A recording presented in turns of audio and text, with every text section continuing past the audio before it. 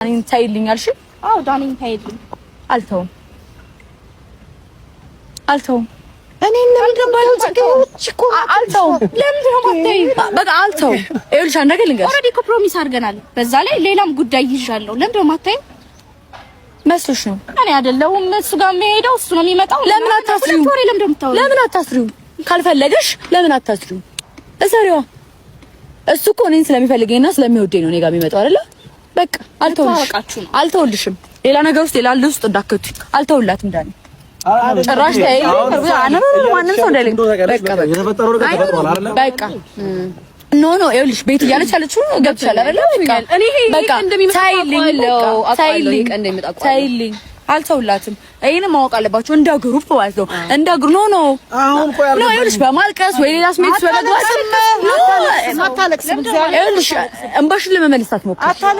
ደህና ለመምሰል አትሞክሪ። ታማለሽ፣ ደግሟታል በጣም በቃ እኔም ያለሁበትን እውነታ ማወቅ አለባችሁ። በቃ አልተውልሽ ወደሽ ሳይሆን በግድሽ ማንም ያስገድደኝ ማስገድድሽ መልኩ አስገድድሻለሁ። እኔ አሳይኝ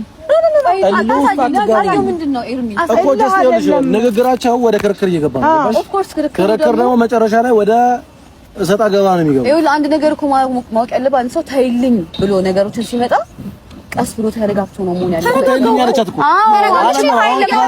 አልፈልግም ስትሏል። አንድ ነገር ንገርህ እኔ አልፈልግም ስትሏል ነበር።